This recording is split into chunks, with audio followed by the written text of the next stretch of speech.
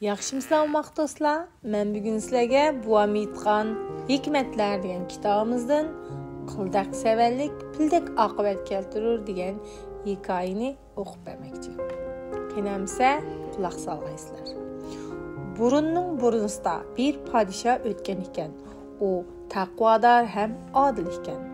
Har xil hayvonot va qushlarning tilini bilgan.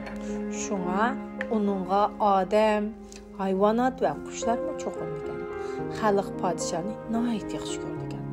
Shunga ular har qanday vaqtda podshohning oldiga kirib, dard ahvolini to'liq ayta oladigan. Shunga shundaq bo'lg'achqa podshohning orom olg'udakmi vaqti yo'q ekan. Kunlarning birida podshoh sayohatga chiqib orom olmoqchi bo'ldi. Podshoh o'ziga kimlarning hamroh bo'lib bordiganligini so'ragan ekan. Bütün vezirler, cemaat ve kuşlar mı hemrah bulup birge bardıqalıqını aytibdi. Padişah sayohatga manganda çöl cezir bilen mangdıqalıqını aytibdi. Vezirler bolsa şehirler ve mahalle bilen minib texmi köp xalq bilen padişahның görüşüşünü ümid qilibdi. Padişah bu teklifni rad qilibdi ve İyixning o'ziga hamroh bo'lib bilim minish taklifini qabul qilganligini jakarlabdi. Shunday qilib podshoh İyixning hamkorligida sayohatga minibdi. Xalqlar bo'lsa İyix degan tarsa narsa podshohga ziyon zahmat yetkazib qo'yarmikin deb ansirishibdi. Podshoh tomuz issiqda İyix bilan cho'l kezib 3 kun minibdi.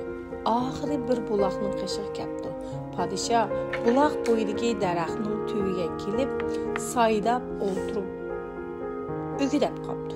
İyiq o'lab qo'rsqini to'yg'izib, podshohning qishig'i kelibdi. İyiq podshohning yuziga bir qancha chivin olishib, podshohni uxlatmaganligini ko'ribdi. İyiqning chiviniga nihoyat ochiq kelibdi. Da yo'g'on bir toshni ko'tarib kelib podshohning yuziga qo'ngan chivinga bir urgan ekan, chivin uchib ketib, podshoh shu zamon o'libdi.